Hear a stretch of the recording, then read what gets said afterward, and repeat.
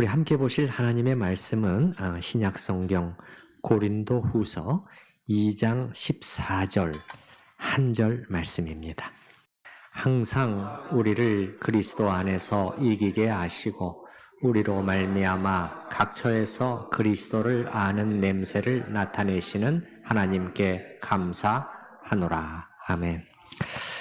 우리가 어느 정도 알고 있는 스토리지만은 우리가 매년 지키는 이 추수감사주일, 추수감사절이라는 게 어떤 배경을 가지고 어떻게 시작되게 되었는지 한번 상기해 보면서 이 감사절의 의미를 되새겨 보는 것도 좋겠다고 그렇게 생각을 했습니다.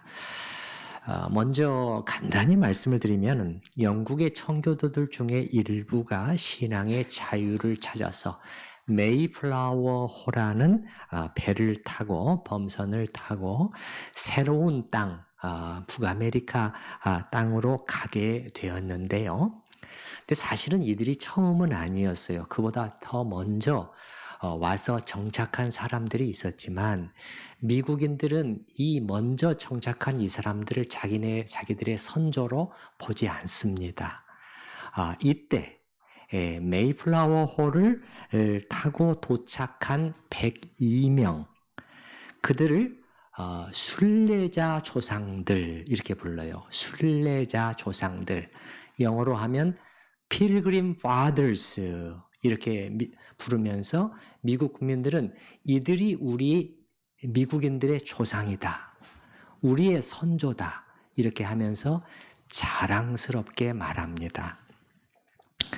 이 추수감사절은 이들이 북아메리카 땅에 도착해서 첫 해 추수를 마친 후에 이제 하나님께 감사하면서 이 감사의 잔치를 한 데서 유래가 되었습니다. 그래서 지금은 미국의 국경일이 되어 있고 미국인들에게 있어서 아주 큰 명절 중에 하나인데 어떻게 보면 가장 큰 명절이라고 할 수 있는 이 성탄절보다도 이들에게는 더 큰 명절이 되어 있지 않은가 하는 느낌을 받기도 합니다. 자, 이제 조금 더 제가 자세히 설명드려 보겠습니다. 먼저 청교도란 어떤 사람들인가 했을 때 우리에게 먼저 이렇게 좀 금방 와 닿는 것은 우리가 지금도 잘 사용하고 있는 저 훌륭한 신앙 고백서를 만들어서 우리에게 물려준 믿음의 선진들이죠. 뭐죠? 웨스트민스터 신앙 고백서, 웨스트민스터 소요리 문답, 대요리 문답. 이것을 작성해서 우리에게 물려준 그러한 선진들이에요. 이들 청교도들은 영국에서의 종교개혁을 실제적으로 완성한 사람들이다. 이렇게도 말할 수 있지 않은가 싶습니다. 이 표현은 제 표현입니다. 완성이라는 표현은. 자, 영국에서의 종교개혁. 종교개혁이라는 게 뭐죠, 여러분? 이제 간단하게 설명하면은 그 당시 서구 세계 속에서는 개신교회라는 건 없었습니다. 오늘날 장로교, 감리교, 성결교, 침례교 이런 거 전혀 없어요. 오직 로마 가톨릭 교회, 우리가 천주교회라고 부르는 그게 전부였습니다. 그게 전부였는데 여기서부터 이제 분리해 나와서 성경적인 교회를 세우고자 하면서 이 개신교회들이 세워져 가는 과정이 종교 개혁이었습니다. 그 과정에서 많은 대가가 치루어졌죠. 그래서 역사에서도 종교 개혁은 굉장히 중요한 사건으로 세계사의 흐름을 바꿔놓은 사건으로 그렇게 보지요. 그래서 영국에서의 종교개혁은 헨리 8세라는 그 왕에게서 시작되었는데 이 헨리 8세는 사실 상당히 문제가 많은 왕입니다. 아주 윤리적으로 아주 정말 문제가 많은 정말 너무너무 싫어지는 그러한 왕인데 여러분이 옛날에 나온 영화에 천일의 앤 그런 것도 기억하시나요? 그 앤 왕비의 남편이기도 한 예, 그래서 자기 아내를 이렇게 이제 참수형으로 보낸 그러한 그 왕 아닙니까? 예. 근데 이제 이 사람은 주로 정치적인 동기와 방식으로 이제 종교 개혁을 진행했어요. 그래서 1534년에 수장령을 선포하면서 이 가톨릭 교회로부터 공식적으로 분리가 되었죠. 그런데 이렇게 정치적으로 시작된 종교 개혁이 진짜 개혁, 신앙적인 개혁이 되도록 그 내용을 채워가려고 부단히 노력한 사람들이 바로 청교도들이었다. 영국에서 우리가 그렇게 말할 수 있겠습니다. 그러나 그 과정이 순탄치만은 않았어요. 예, 왕실을 비롯한 이 정치 세력들은 자꾸 옛날로 돌아가려고 하는 거예요. 회귀 본능이 있는 것이죠. 청교도들은 이에 맞서서 부단히 싸워야 했습니다. 그러니까는 오직 성경적인 진리, 성경적인 예배, 성경적인 성찬, 성경적인 교회 생활을 하고 싶다. 이 바람 속에서 싸워야 했던 것이죠. 그래서 아주 잔혹하기 짝이 없었던 메어리 여왕을 거치면서 얼마나 잔인했냐면은 피의 메어리라고 불립니다. 블라디 메어리라고 불려요. 그래서 이때 많은 개신교도들이 순교했습니다. 화형을 당하기도 하고요. 예. 이제 그 다음에 왕이 된 엘리자베스 여왕 때 와서 조금 이렇게 좀 안정되는가 싶더니 그 다음에 제임스 1세가 또 등극을 했는데 아주 문제가 점점 불거지기 시작하는 거예요. 이때 일련의 청교도들이 이제 결심을 하게 된 것이죠. 제임스 1세 치하에서 한 15년 이상을 버텨봤지만은 더 이상은 안 되겠다. 새로운 땅으로 가리라. 이렇게 해서 탄생한 것이 우리가 잘 아는 메이플라워호의 102명이었던 것입니다. 순례자 조상들이죠. 어떤 학자들은 102명 전부가 청교도들은 아니었고 그 일부였다고 주장하는 학자들도 있지만 제가 살펴보기에는 102명 전부가 청교도였다는 것이 훨씬 더 이 가능성이 높은 그러한 주장인 것 같습니다. 오늘 우리가 생각해 보고자 하는 점은 그들은 어떤 상황 속에서 무엇을 인해서 감사했는가 하는 그 점입니다. 이 사실은 하나님께 드리는 우리의 감사, 진정한 감사가 무엇인지에 대해서 우리에게 시사해 주는 바가 있기 때문입니다. 그들이 이렇게 하나님께 감사했던 상황을 들여다보면은 우리가 부르는 찬송가 곡처럼 논밭에는 오곡 백과가 풍성하고 넓은 들에 익은 곡식 황금 물결이 막 넘치고 그래서 그냥 다들 평안하고 행복하고 가족들 얼굴에는 웃음이 가득하고 그래서 감사한 것이 도무지 아니었어요. 진행 과정을 살펴보면은 오히려 그 정반대였습니다. 출발서부터가 순탄치가 않았습니다. 1620년에 출항을 했는데 맨 처음에 계획하고 아주 치밀하게 계획해서 잘 갖춰진 배는 스피드웰호라는 배였어요. 그 배를 타고 출항을 했지만 문제가 생겼습니다. 배에 물이 새고 그래서 그 이유에 대해서는 또 여러 가지 학설들이 있습니다만 그래서 다시 어찌됐든 돌아와야 했어요. 다시 돌아오고 그래서 이제 그 급히 준비된 배가 바로 메이플라워호였습니다. 그러니까 이 배는 사실은 적절치 않은 배였어요. 이 배를 타고 102명의 청교도들과 그리고 승무원 30-40명 이들이 1620년 9월 6일에 영국을 출발하게 된 것입니다. 이 배의 크기를 보면은 제가 실제로 이 배의 사이즈와 그대로 그 복원해 놓은 배 안으로 들어가서 구경해 본 적이 있었는데 이 결코 크지가 않았습니다. 작았어요. 이 정도 사이즈의 배에 130, 40명이 수개월을 항해했다고? 얼른 납득이 되지가 않았어요.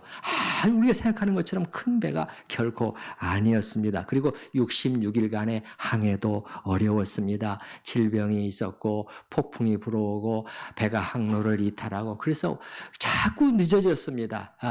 예. 그래서 원래는 그보다도 더 따뜻한 남쪽으로 미국도 오늘날 북아메리카 땅에 이제 동해안이죠. 이쪽에 더 남쪽으로 가려고 했는데 그럴 수가 이제 없게 됐어요. 너무 시간이 지체되고 그러면 완전히 이제 이 겨울, 추운 겨울을 나야 되기 때문에 할 수 없이 오늘날의 저기 케이프 코드라는 그곳에 이제 배가 이제 들어오게 된 겁니다. 거기에 정착을 하게 된 거예요. 오늘날 미국의 매사추세츠 주의 플리머스 인근의 지역이었습니다. 그리고 그의 겨울은 참으로 혹독했습니다. 이 매서운 추위. 제가 딱 11월 그때쯤 해서 이 곳을 방문했었는데 상당히 쌀쌀했습니다. 그래서 제가 그때 생각을 했던 기억이 나요. 이때 이들이 왔단 말이지. 근데 이 따뜻한 옷을 입고 있었지만은 밖에서 계속 있기가 싫어지는, 빨리 안으로 들어가고 싶어지는 그러한 날씨였어요. 11월인데도. 그런데 이제 그 추운 겨울을 고스란히 지나게 되었는데 거처가 어떻게 정상적으로 이미 11월이잖아요. 11월. 거처를 어떻게 제대로 준비할 수 있었겠어요. 그래서 그 추위, 그 다음에 질병, 그리고 식량이 부족하고 그래서 안타깝게도 그해 겨울을 넘기지 못하고 많은 사람들이 세상을 떠나게 됐어요. 거의 그 중에서 절반 가까운 인원이 세상을 떠나게 되었다고 합니다. 참 인간적으로 생각하면 기가 막힌 일 아닙니까? 하나님을 잘 섬겨보겠다고 하는데 어떻게 이렇게 출발서부터 계속해서 이렇게까지 될 수 있느냐?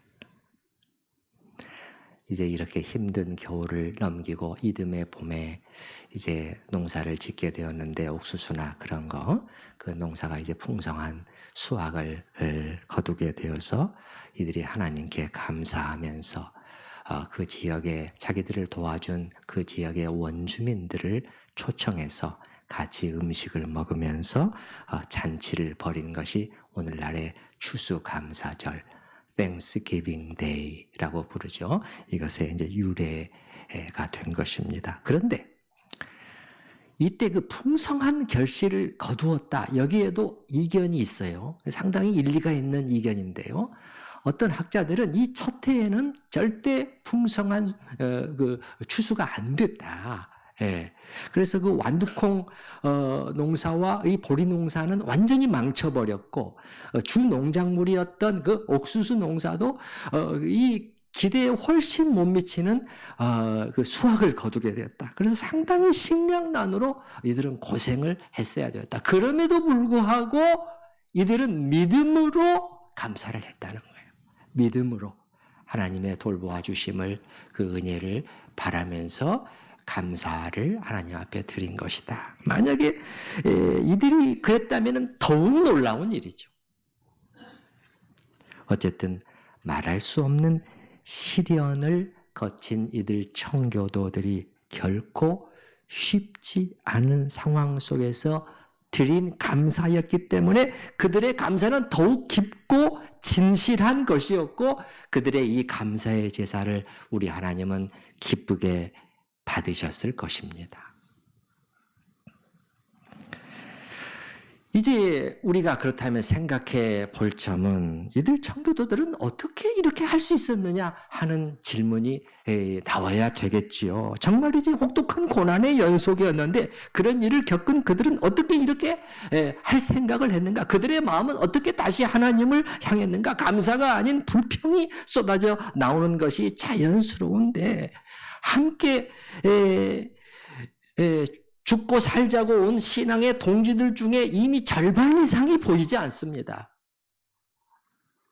그리고 먹을 것은 부족하고 잘 곳은 편치 않습니다. 우리 사람은요, 아무리 믿음이 좋은 사람도 이렇게 기본적인 삶의 환경이 막 어렵고 부대끼고 부족하고 불편하고 이렇게 하면요. 흔들리게 되어 있어요. 쉽지 않습니다. 저도 그렇고 여러분도 마찬가지예요. 그런데 이들 청교도들에게서는 첫 수확물을 앞에 놓고 감사가 나왔단 말이죠. 그것이 어떻게 가능했는가 하는 생각을 해봤습니다. 제 생각에는 신앙을 위한 출발이었기 때문에 그것이 가능하지 않았을까. 출발점이 무슨 뭐 잘 살게 되는 것, 거기 가서 그저 편안히 잘 먹고 잘 사는 것, 부자가 되는 것, 그런 것이 아니었어요. 만약에 신앙적인 문제만 접었다면 그들은 영국에서 훨씬 더 잘 살 수 있었어요. 그게 아니었거든요. 청교도들이 이렇게 새로운 땅을 향해 출발했던 이유는, 그 목적은 신앙적인 목적. 거기 가서 우리가 원하는 대로 진짜 하나님을 제대로 섬겨봐야 되겠다. 이것 외에는 사실 없었다고 말해도 될 것입니다. 마치 구약 성경에 보면 여러분 그 바벨론에서 돌아온 유대인들이 있었잖아요. 그게 3차례에 걸쳐서 포로에서 귀환이 이루어졌는데, 우리가 익숙한 그 에스라, 느헤미야 이런 사람들이 귀환했을 때는 2차 귀환인데, 이때는요 처음 포로로 이스라엘 사람들이 바벨론 땅으로 잡혀간 지 한 150년 정도가 지난 시점이었어요. 그러니까 이들은 바벨론에서 낳고 자란 세대였단 말이죠. 그곳의 언어와 환경에 익숙해지고 거기서 이미 자리를 잡고 살게 된 사람들이에요. 그래서 그 에스라나 느헤미야 같은 경우는 이미 인정을 받아서 고위직에 오른 사람들이었잖아요. 그리고 이들이 생활했던 이 바벨론, 전에 보니까 어떤 방송사에서 바벨론에 대한 기획 다큐멘터리를 만든 것을 봤는데 잘 만들었더라고요. 이들은요, 이 지역은요, 미개한 지역이 아니었어요. 당시 고대 근동 지역의 이 문명의 중심지였어요. 아주 화려했습니다. 오늘날로 말하면 세계에서 정말 가장 살기 좋은 곳, 뭐 미국이나 서구 유럽이나 그런 데 해당되는 곳이었어요. 그게 무슨 말이냐면 이들 바벨론 포로 3세대, 4세대, 5세대 이제 이들은요 그곳에 머물러 살면 사실 별 불편 없이 어느 정도 자기들이 누릴 것을 누리면서 살 수 있었다는 것입니다. 적어도 물질적이나 환경적으로는 그랬다는 것입니다. 그러나 어떻게 했습니까?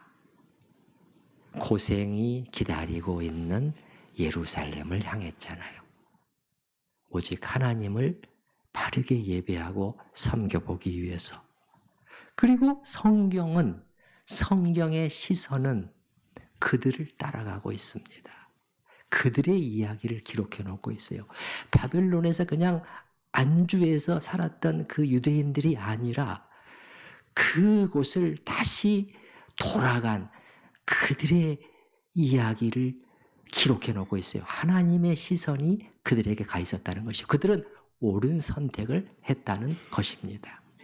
그런 것처럼 지금부터 400년 전, 1620년에 메이플라워 호를 탄 청교도들도 오직 신앙적인 이유 때문에 이 배에 오르게 된 것입니다. 여러분 같으면,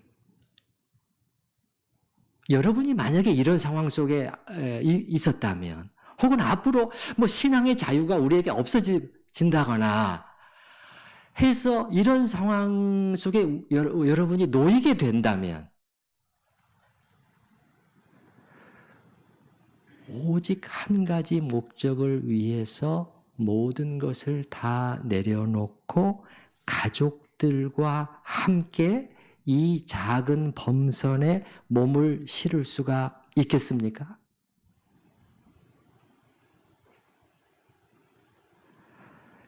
이들 102명은 단단히 각오가 서 있던 것 같습니다. 하나님을 바르게 섬길 수 있다면 어떤 희생도 감수하겠다. 이 각오가 서 있지 않으면 이건 도저히 불가능한 일이었습니다. 제가 조금 전에 이들을 순례자 조상들이라는, 그래서 이들이 순례자라고 불렸다는 거예요. 필그림으로 불렸다는 거예요. 순례자는 나그네라면 나그네 순례자. 그들의 선택과 그들의 삶을 그 이후에 이어진 그 행적을 보게 되면 이들은 이 땅에서는 나그네로서 산 사람들이었구나. 하나님 섬기는 일을 최우선에 놓고 이 땅의 것보다는 하늘의 것을, 잠시 있을 것들보다는 영원한 것들을 주목하면서 그렇게 나아갔구나 하는 것을 우리가 알 수가 있는 것이죠. 그리고 그들이 이렇게 할 수 있었던 것은 또 무엇일까요? 그들이 어떤 힘이 그들에게 이렇게 작동을 했을까요?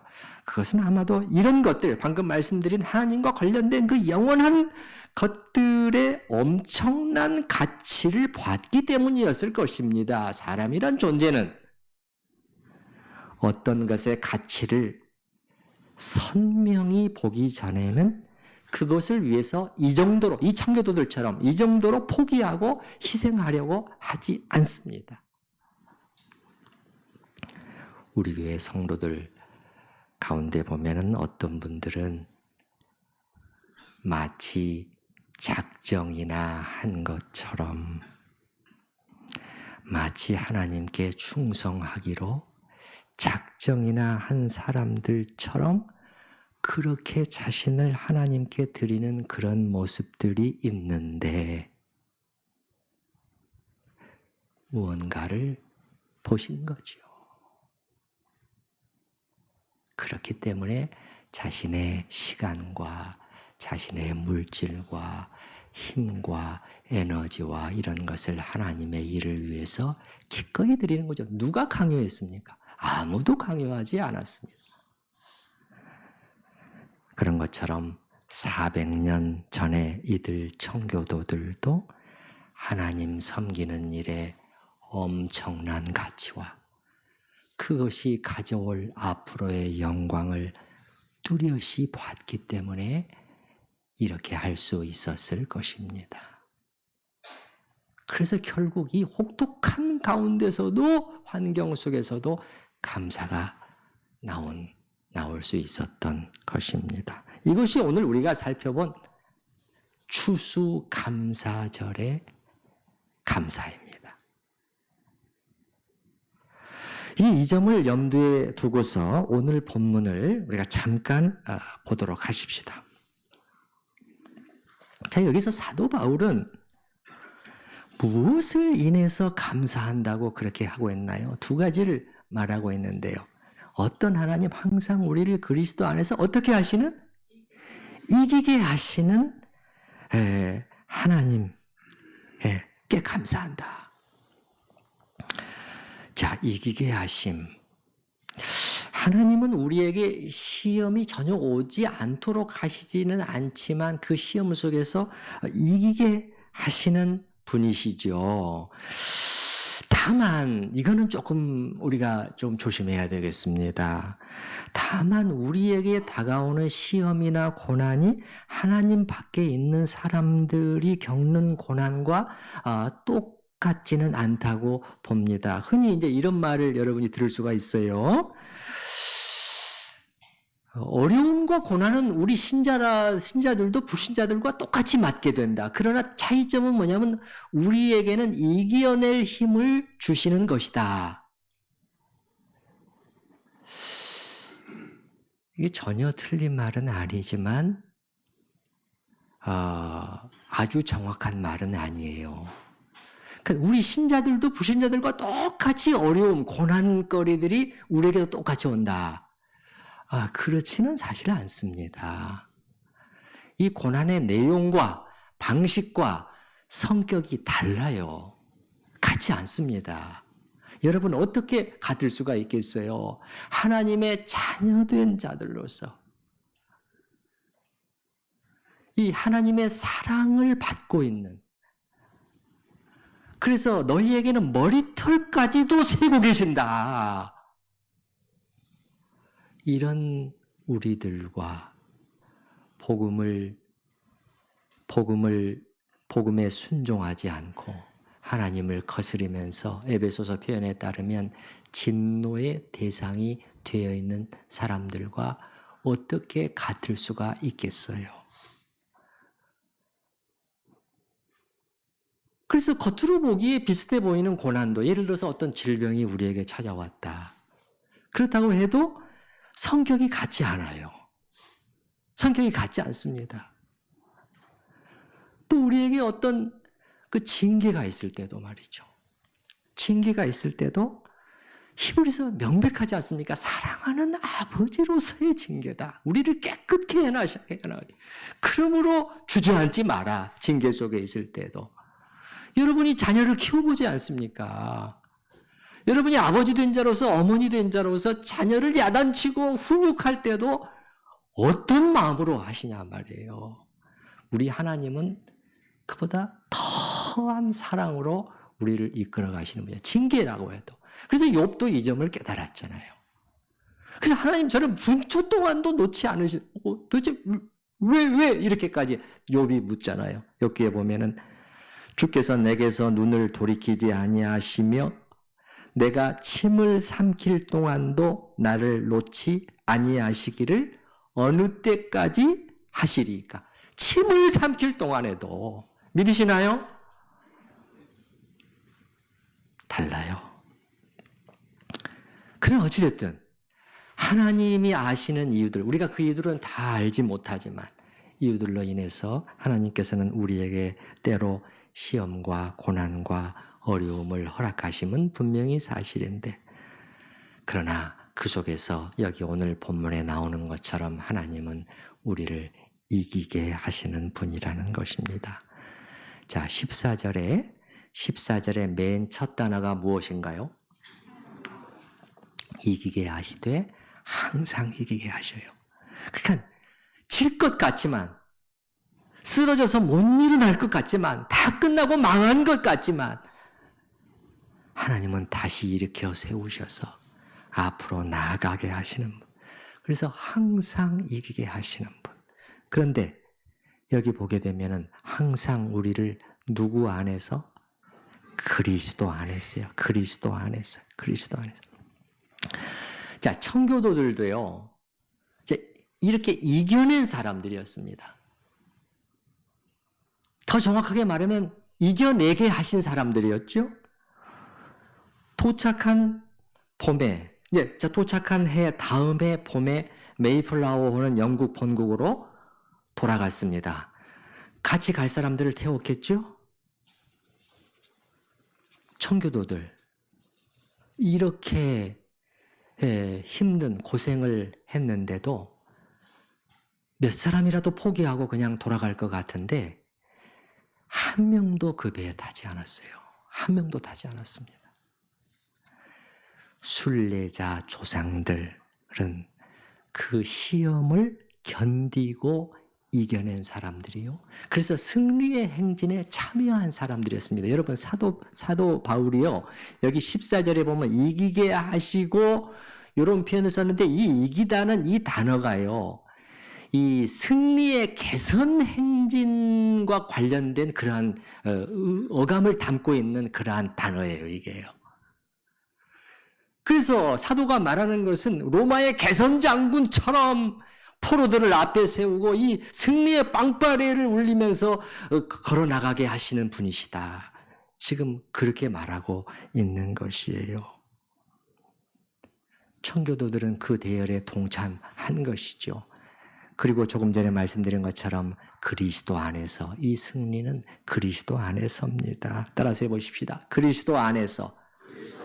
네. 무슨 뜻일까요? 그리스도 안에서 이기게 하신다. 우리 편에서 보면은 그리스도를 믿는 믿음 속에서 이런 의미가 있을 수 있겠고, 또 하나님 편에서 보면은 그리스도의 돌보심 안에서, 그분의 사랑의 돌보심 속에서 우리를 이기게 하시는 분. 로마서 8장에 계속 나오지 않습니까? 누가 우리를 그리스도의 사랑에서 끊으리요? 사랑에서 끊으리요. 그러나 이 모든 일에 우리를 사랑하시는 이로 말미암아 우리가 넉넉히 뭐하느니라? 이기느니라요. 넉넉히 이기느니라. 우리 힘으로 안 돼요. 사랑하시는 그분 때문에 넉넉히 이기느니라. 1621년 가을철 청교도들이 드린 감사 속에는 이렇게 이기게 하신 하나님께 대한 감사가 있었을 것입니다. 사도는 또한 우리가 무엇을 인해서 감사하는가? 그렇게 했을 때 이런 과정 속에서 우리를 통해 또한 그리스도를 아는 냄새를 사방에 풍기게 하시는 하나님을 인해서 또 감사한다 이렇게 말씀하고 있네요. 예. 그러니까 하나님은 어떤 일을 하시느냐? 우리가 이들 청교도들처럼 이렇게 살고 이렇게 헌신하고 이렇게 이기고 이렇게 목표를 분명히 정하고 이렇게 감사할 때 세상은 우리를 통해 그리스도를 보게 된다는 것이에요. 아, 저게 참 신앙이구나. 관심을 비로소 갖게 되는 것이지요. 이게 하나님의 방법이요. 사도는 이것을 인해서 나는 감사한다. 우리를 이렇게 사용하시는 하나님. 그래서 여러분 14절에 이기게 하시고 그 다음 부분을 보시기 바랍니다. 이기게 하시고 우리로 말미암아 각처에서 그리스도를 아는 냄새를 나타내시는 하나님께 감사하노라. 102명의 필그림 파더스, 순례자 조상들은 이렇게 해서 미국 역사에 길이 족적을 남기게 되었습니다. 그 당시에는 참으로 적은 무리, 춥고 배고프고 초라하고 비참한 것 같은 모습이었지만 그들은 이겨내고 승리의 개선 행진에 참여하게 되었고 이제 그 후손들은 이런 조상들을 자랑스러워하고 있는 것입니다. 이 시간 우리가 함께 추수감사절의 감사가 무엇이었는가 하는 그 의미를 다시 한번 되새겨 보면서 하나님께 기도하는 시간을 갖도록 하겠습니다.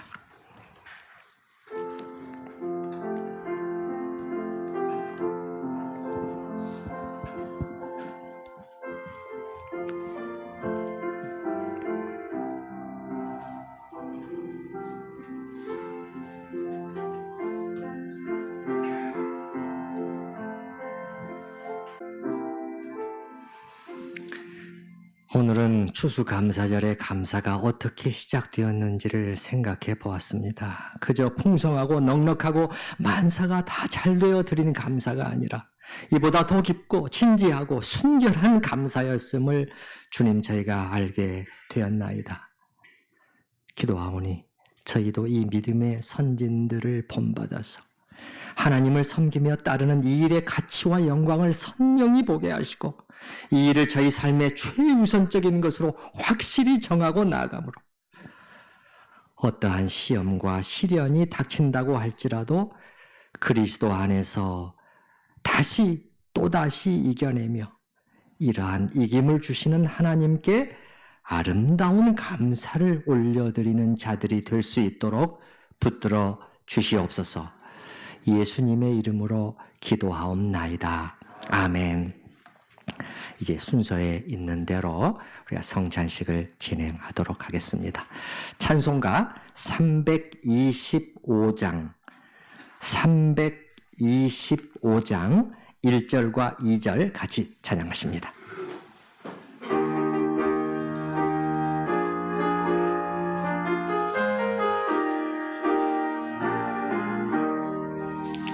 예수가 함께 계시니 시험이 오나 겁없네.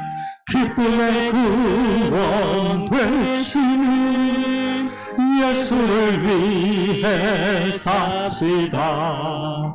날마다 주를 섬기며 언제나 주를 기리고 그 사랑 안에 살면서 딴 길로 가지 맙시다.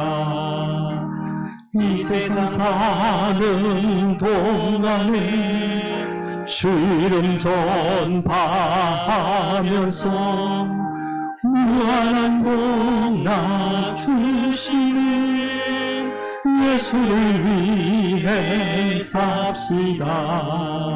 날마다 주를 섬기며 언제나 주를 기리고 그 사랑 안에 살면서 딴 길로 가지 맙시다.